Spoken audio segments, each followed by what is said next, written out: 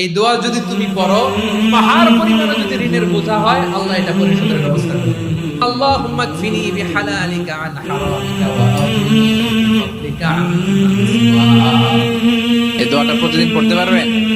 আমার সাথে আওয়াজ করে পড়েন, আল্লাহুম্মা ইন্না নাসআলুকাল জান্নাতা ওয়া নাউযু বিকা মিনান নার। তিন জায়গায় প্রয়োজনে মিথ্যা বলা যায়। এক নাম্বার, আপনার ওয়াইফকে খুশি করার জন্য, সে একটু এরকম না বলে একটু কৌশল করে বললে খুশি হবে, এটা বলা যায়। দুই নাম্বার, জীবন মরণের ব্যাপার, জান বাঁচানোর জন্য একটু কৌশল করে ঘুরিয়ে বললেন, এটা যায়। তিন নাম্বার, দুইজন ঝগড়া লাগছে, তাদেরকে মিলিয়ে দেওয়ার জন্য কৌশল করে একটু মিথ্যা বলা, ঘুরিয়ে বলা যায়। দুইজনের মধ্যে খালি যদি বলেন আস্তাগফিরুল্লাহাল্লাযী লা ইলাহা ইল্লা হুয়াল হাইয়ুল কাইয়্যুম ওয়া আতুবু ইলাইহি, এক সেকেন্ডের মধ্যে আল্লাহ পাক আপনার সমস্ত পাপকে লিখিয়ে দেবেন। من وفراتي